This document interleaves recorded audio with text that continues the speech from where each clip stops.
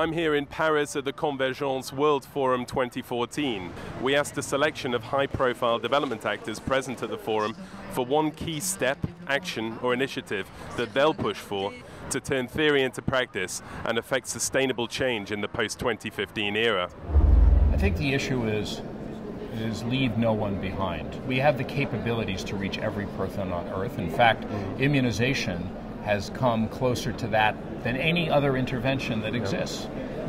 So we know we can do that. The challenge is how do we set systems up to do it regularly and equitably. After all, we need healthy planets, but also healthy people. And so that's the critical connection that has to exist.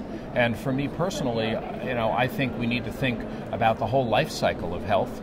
And the work we're doing even on vaccines has shifted from not just infant vaccines, but also we're working with adolescents around getting HPV and cancer vaccines out. And of course, in many societies, they're in the epidemiologic transition now thinking about how you do prevention of the elderly. So how do we think about it in one entire cycle? Of course, with Gavi still focused mostly on children, given that's where the important deaths are occurring.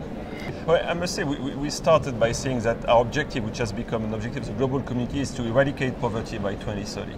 So if we align this time for real, if we align this, everybody with this objective, which might be the first of the Sustainable Development Goals, that would be great. And we will take our share of that. And we just want to say, no, we have no monopoly. We don't want to work behind closed doors. We are open for partnerships. As I said, we are a solutions bank. We are no longer a prescription bank. The so-called Washington consensus is gone. We really want to engage with our partners, with our clients, and with others to make a difference. That's a very strong message. We are ready to innovate and partner. To me, the major step that we have to take is focusing on the how. This may seem a kind of very broad stance, but it's actually critical. All players are excited about the policy building, but methodology, instruments, disbursement mechanisms, how the technology of building partnerships and alliances is really what matters eventually. I'm going to say something which is maybe not what you expect, is that I think that unfortunately the huge problem today is that we are all working in the emergency. We only work if there is a crisis.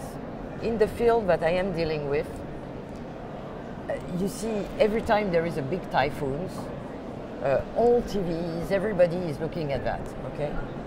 Every single year, there are more people who die because of drought than of any typhoon.